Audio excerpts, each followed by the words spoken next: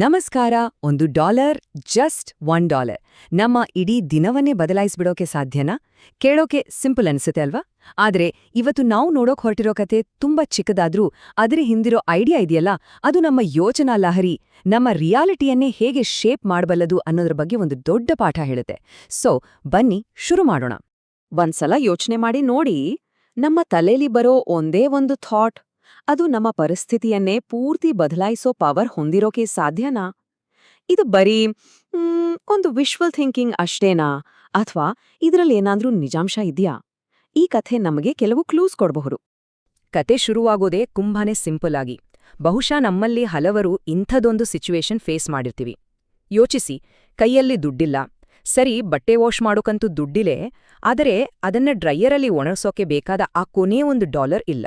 ಆ ಚಿಕ್ಕ ಕೊರತೆ ಅಬ್ಬಾ, ಎಷ್ಟು ದೊಡ್ಡ ಫ್ರಸ್ಟ್ರೇಷನ್ ತರ್ಬೋದಲ್ವಾ? ಸೊ ಈ ಕಥೆ ಶುರುವಾಗೋದು ಯಾವುದೋ ದೊಡ್ಡ ಚಾಲೆಂಜಿಂದ ಅಲ್ಲ, ಬದಲಿಗೆ ಒಂದು ಸಣ್ಣ ಆದ್ರೆ ನಮ್ಮ ಮನಸ್ಸಿನ ಮೇಲೆ ದೊಡ್ಡ ಪರಿಣಾಮ ಬೀರುವಂತ ಒಂದು ಫಿನಾನ್ಷಿಯಲ್ ಶಾರ್ಟೇಜಿಂದ. ದುಡ್ಡಿಲ್ಲ ಅನ್ನೋ ಆ ಒಂದು ಸ್ಟ್ರೆಸ್ ನಮ್ಮ ಡೇಲಿ ಚಿಕ್ಕ ಪುಟ್ಟ ಕೆಲಸಗಳಿಗೂ ಹೇಗೆ ಅಡ್ಡಗಾಲು ಹಾಕ್ಬೋದು ಅನ್ನೋದನ್ನ ಇದು ಕ್ಲಿಯರ್ ಆಗಿ ತೋರಿಸುತ್ತೆ. ಸೀನ್ ಹೇಗಿದೆ ಅಂದ್ರೆ, ವಾಷಿಂಗ್ ಮಷೀನಲ್ಲಿ ಒದ್ದೇ ಬಟ್ಟೆಗಳ ರಾಶಿ ಬಿದ್ದಿದೆ, ಆದ್ರೆ ಡ್ರೈಯರ್ ಯೂಸ್ ಮಾಡೋಕೆ ದುಡ್ಡಿಲ್ಲ. ಆ ಮೂಮೆಂಟ್ನಲ್ಲಿ ಫೀಲ್ ಆಗೋ ಆ ಒಂದು ಹೆಲ್ಪ್ಲೆಸ್ನೆಸ್ ಇದೆಯಲ್ಲ, ಅದು ಜಸ್ಟ್ $1ನದಲ್ಲ, ಅದಕ್ಕಿಂತ ತುಂಬಾನೇ ದೊಡ್ಡದು.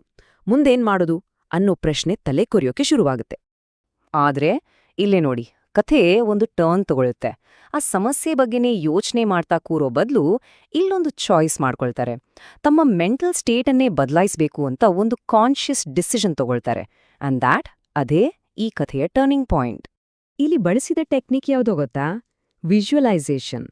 ಅಂದ್ರೆ ಸುಮ್ನೆ ಏನಾದ್ರೂ ಒಳ್ಳೇದಾಗ್ಲಿಪ್ಪ ಅಂತ ಅನ್ಕೊಳ್ಳೋದು ಮಾತ್ರ ಅಲ್ಲ, ಬದ್ಲಿಗೆ ತಮ್ಗೆ ಬೇಕಾದ ರಿಸಲ್ಟ್ ಅನ್ನ ಮನಸ್ಸಲ್ಲಿ ತುಂಬಾನೇ ಕ್ಲಿಯರ್ ಆಗಿ, ಡೀಟೇಲ್ ಆಗಿ ಇಮ್ಯಾಜಿನ್ ಮಾಡ್ಕೊಳ್ಳೋ ಒಂದು ಮೆಂಟಲ್ ಪ್ರಾಸೆಸ್. ಇಲ್ಲಿ ನೋಡಿ, ವಿಜುವಲೈಸೇಷನ್ ಅನ್ನೋದು ಸುಮ್ನೆ ಒಂದು ಥಾಟ್ ಅಲ್ಲ, ಅದೊಂದು ಪ್ರಾಸೆಸ್ ಅಂತ ತೋರಿಸಿದ್ದಾರೆ. ಇದು ತುಂಬಾ ಇಂಟ್ರೆಸ್ಟಿಂಗ್. ಫಸ್ಟ್ ಸ್ಟೆಪ್, ಗೋಲ್ ಕ್ಲಿಯರ್ ಆಗಿರ್ಬೇಕು, ಅಂದ್ರೆ ಒಣಬಟ್ಟೆಗಳು. ಸೆಕೆಂಡ್ ಸ್ಟೆಪ್, ಅದರ ಮೇಲೆ complete focus. And third step, ಅದು ಆಲ್ರೆಡಿ ಆಗಿ ಹೋಗಿದೆ ಅಂತ ಮನಸ್ಸಲ್ಲಿ ಚಿತ್ರಿಸೋದು. ಇದು ಬರೀ ಡೇ ಡ್ರೀಮಿಂಗ್ ಥರ ಅಲ್ಲ ಅಲ್ವಾ? ಇದೊಂದು ರೀತಿ ಮೆಂಟಲ್ ಎಕ್ಸರ್ಸೈಸ್ ಇದ್ದಾಗೆ. ಸರಿ, ಈ ಮೆಂಟಲ್ ಶಿಫ್ಟ್ ಆದ್ಮೇಲೆ ಕಥೆಯಲ್ಲಿ ಒಂದು ಅನ್ಎಕ್ಸ್ಪೆಕ್ಟೆಡ್ ಟ್ವಿಸ್ಟ್ ಬರುತ್ತೆ. ಒಂದು ಸಣ್ಣ ಇನ್ಸಿಡೆಂಟ್, ಆದ್ರೆ ಅದು ಇಡೀ ಸಿಚುವೇಶನ್ನನ್ನೇ ತಲೆ ಕೆಳಗು ಮಾಡುತ್ತೆ. ಹಾಗಾದ್ರೆ ಆ ಒದ್ದೆ ಬಟ್ಟೆಗಳನ್ನ ಮೆಷಿನಿಂದ ಹೊರಗೆ ತೆಗಿಬೇಕಾದ್ರೆ ಆ ಫೋಕಸ್ ಪೂರ್ತಿ ಸೊಲ್ಯೂಷನ್ ಮೇಲಿದ್ದಾಗ ಎಕ್ಸಾಕ್ಟ್ಲಿ ಏನಾಯ್ತು? ಆನ್ಸರ್ ಜಸ್ಟ್ ಒಂದೇ $1 ಬಿಲ್. ಹೌದು, ಆ ಒದ್ದೆ ಬಟ್ಟೆಗಳ ಮಧ್ಯೆ ಸಿಕ್ಕಿದ್ದು ಆ $1 ಎಲ್ಲವನ್ನೂ ಬದಲಾಯಿಸಿಬಿಟ್ಟ ಆ $1. ಇಲ್ಲಿ ಗಮನಿಸಬೇಕಾದ ಪಾಯಿಂಟ್ ಏನು ಅಂದ್ರೆ, ಸಿಕ್ಕಿದ್ದು ಬರೀ $1 ಅಲ್ಲ, ಅದು ಬಟ್ಟೆ ಒಣಗಿಸೋಕೆ ಎಷ್ಟು ಬೇಕೋ ಅಷ್ಟೇ ಹಣವಾಗಿತ್ತು. ಅಂದ್ರೆ ಆ ನೀಡ್ ಮತ್ತೆ ಸೊಲ್ಯೂಷನ್ ಮಧ್ಯೆ ಒಂದು ಪರ್ಫೆಕ್ಟ್ ಮ್ಯಾಚ್. ಇದು ಕಥೆಗೆ ಒಂದು ಸ್ಯಾಟಿಸ್ಫೈಯಿಂಗ್ ಎಂಡಿಂಗ್ ಕೊಡುತ್ತೆ. ಓಕೆ, ಈಗ ಈ ಇನ್ಸಿಡೆಂಟ್ನಿಂದ ಒಂದು ಹೆಜ್ಜೆ ಹಿಂದೆ ಬಂದು ಯೋಚಿಸೋಣ. ಈ ಸಣ್ಣ ಕಥೆ ಹಿಂದೆ ಇರೋ ದೊಡ್ಡ ಲೆಸನ್ ಏನು, ಇದರ ಡೀಪ ಮೀನಿಂಗ್ ಏನು ಅಂತ ನೋಡೋಣ ಬನ್ನಿ. ಈ ಸ್ಲೈಡ್ ನೋಡಿ, ಕಥೆಯ ಸಾರಾಂಶವನ್ನೇ ಅದ್ಭುತವಾಗಿ ತೋರಿಸುತ್ತೆ. ಒಂದ್ ಕಡೆ ಪ್ರಾಬ್ಲಮ್ ಫೋಕಸ್, ಒದ್ದೆ ಬಟ್ಟೆ, ದುಡ್ಡಿಲ್ಲ, ಹೆಲ್ಪ್ಲೆಸ್ ಫೀಲಿಂಗ್. ಇನ್ನೊಂದ್ ಕಡೆ ಸಲ್ಯೂಷನ್ ಫೋಕಸ್, ಒಣ ಬಟ್ಟೆಗಳನ್ನ ಇಮ್ಯಾಜಿನ್ ಮಾಡೋದು, ಗೋಲ್ ಮೇಲೆ ಕಾನ್ಸಂಟ್ರೇಟ್ ಮಾಡೋದು ಮತ್ತು ಪಾಸಿಬಿಲಿಟೀಸ್ ಕ್ರಿಯೇಟ್ ಮಾಡೋದು. ನೋಡಿ, ಸಿಚುವೇಶನ್ ಒನ್ನೇ, ಅದೇ ಪರ್ಸ್ಪೆಕ್ಟಿವ್ ಎರಡು. ನಮ್ಮ ಫೋಕಸ್ ಎಲ್ಲಿರುತ್ತೋ ನಮ್ಮ ರಿಯಾಲಿಟಿ ಕೂಡ ಅಲ್ಲೇ ಶೇಪ್ ಆಗುತ್ತೆ.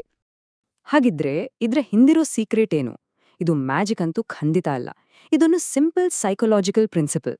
ನಮ್ಮ ಬ್ರೈನ್ ಹೇಗೆ ಕೆಲಸ ಮಾಡುತ್ತೆ ಅಂದ್ರೆ, ನಾವು ಯಾವುದಕ್ಕೆ ಜಾಸ್ತಿ ಇಂಪಾರ್ಟೆನ್ಸ್ ಕೊಡ್ತೀವೋ ಅದಕ್ಕೆ ಸಂಬಂಧಪಟ್ಟ ವಿಷಯಗಳನ್ನೇ ಅದು ಹುಡುಕೋಗೆ ಶುರು ಮಾಡುತ್ತೆ. ನಾವು ಪ್ರಾಬ್ಲಮ್ ಬಗ್ಗೆನೇ ಯೋಚನೆ ಮಾಡ್ತಿದ್ರೆ ನಮ್ಗೆ ಪ್ರಾಬ್ಲಮ್ಗಳೇ ಅನ್ಸುತ್ತೆ. ಅದೇ ನಾವು ಸೊಲ್ಯೂಷನ್ ಬಗ್ಗೆ ಯೋಚನಿಸಿದಾಗ ನಮ್ಮ ಕಣ್ಣುಗಳು ಆಪರ್ಚುನಿಟೀಸ್ ಹುಡುಕೋಕೆ ಶುರು ಮಾಡ್ತವೆ. ಕತೆಯ ಕೊನೆ ಲೈನ್ ಇದೆಯಲ್ಲ, ಅದೊಂದು ಭರವಸೆ ಕೊಡುತ್ತೆ. ಇದು ಮುಂದೆ ಬರೋ ದೊಡ್ಡ ವಿಷಯಗಳ ಆರಂಭವಷ್ಟೇ ಅಂತ. ಅಂದ್ರೆ ಈ ಒಂದು ಸಣ್ಣ ಸಕ್ಸೆಸ್ ನಮ್ಮ ಪರ್ಸ್ಪೆಕ್ಟಿವ್ ಅಲ್ಲಿ ಒಂದು ದೊಡ್ಡ ಚೇಂಜ್ ತರೋಕೆ ಒಂದು ಕಿಡಿಯಾಗ್ಬೋದು. ಈ ಚಿಕ್ಕ ಗೆಲುವು ಮುಂದೆ ಬರೋ ದೊಡ್ಡ ಚಾಲೆಂಜ್ಗಳನ್ನ ಫೇಸ್ ಮಾಡೋಕೆ ಬೇಕಾದ ಕಾನ್ಫಿಡೆನ್ಸ್ ಕೊಡ್ಬೋದು. ಹಾಗಾದರೆ ಕೊನೆಯದಾಗಿ ನಾವೆಲ್ಲರೂ ಯೋಚಿಸಬೇಕಾದ ಒಂದು ಪ್ರಶ್ನೆ, ನಮ್ಮ ಫೋಕಸ್, ನಮ್ಮ ಗಮನ ಬರೀ ಪ್ರಾಬ್ಲಮ್ ಮೇಲೇನೇ ಇದ್ರೆ ನಮ್ಮ ಕಣ್ಮುಂದೆನೇ ಇರೋ ನಮ್ಮ ಸಮಸ್ಯೆಗಳನ್ನ ಬಗೆಹರಿಸಬಲ್ಲ ಅಂತ $ಗಳನ್ನ, ಅಂದ್ರೆ ಆಪರ್ಚುನಿಟೀಸನ್ನ ನಾವು ಮಿಸ್ ಮಾಡ್ಕೊಳ್ತಾ ಇದೀವಾ? ಯೋಚಿಸ್ಬೇಕಾದ ವಿಷಯ ಅಲ್ವಾ?